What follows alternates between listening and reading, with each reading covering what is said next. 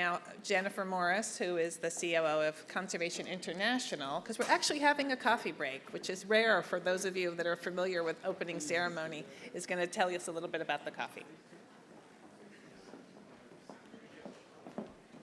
Don't leave quite yet. Hi, everyone. I know you're anxious to get to coffee. I'm going to tell you a little bit about the coffee that you're getting ready to have right now. Thanks so much, Amy, and thanks to the Climate Group for having us here, and the panelists for their incredible efforts around climate. So if we've learned anything from the extraordinary Paris Agreement, and as we just heard here, it's the importance of the private sector. The private sector has an incredibly important role to play with NGOs and governments. But a second outcome of the Paris Agreement that's very important is that nature must also be part of the solution. And at Conservation International, this is our driving principle, that people need nature to thrive. And nature, primarily the protection of tropical forests, offers more than 30% of the mitigation solution, as well as actionable strategies for adaptation. However, these solutions currently receive less than 2% of global investments. But it's often the most economical, equitable, and effective ones for our planet. And as I stand up here between you and your coffee, I am also aware that people need coffee to thrive. And in fact, the world consumes over 2 billion cups of coffee a day. 2 billion. A quantity that could triple with future demand. But growing high-quality coffee directly depends on nature, and nature behaving in predictable ways. However, nature is no longer behaving predictably, as we all know. Coffee has actually been the canary in the coal mine for climate change for more than a decade. In fact, I found this out myself 16 years ago in Chiapas, Mexico, where I met a farmer, a third-generation coffee farmer named Jose Hernandez, who told me that the rainfall patterns in his village and villages nearby had changed dramatically since he was a child. And the coffee trees, they weren't maturing like they used to. So in that small community, CI was fortunate to be working with Starbucks, who through many stories like Jose's and other coffee farmers around the world, realized the local and global impacts of climate change on coffee and the coffee growing communities that depend on this crop for their livelihoods.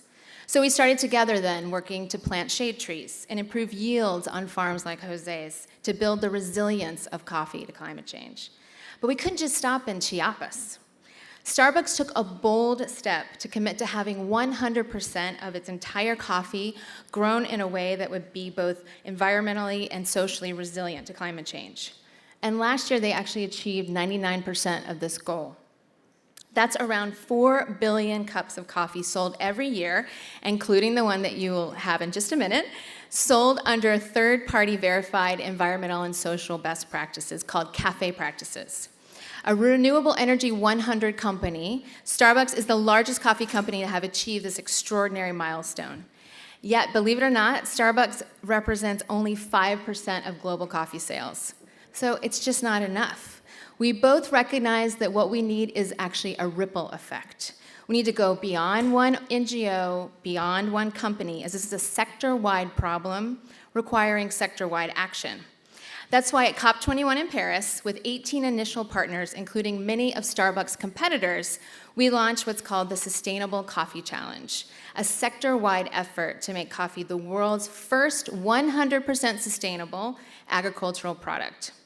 And in just 9 short months, the Coffee Challenge has grown to a diverse coalition of 50 partners from across the coffee sector, from retailers and traders and governments, donor agencies, and other NGOs, united by this sense of urgency and shared commitment to ensuring the long-term viability of the crop that we all enjoy so much. The Sustainable Coffee Challenge comes at a pivotal time. Research from the Climate Institute shows that the effects of climate change have the potential to cut the world's suitable coffee growing area in half. And we're deeply encouraged by the energy and participation of the Coffee Challenge so far. Here's just a couple of quick examples.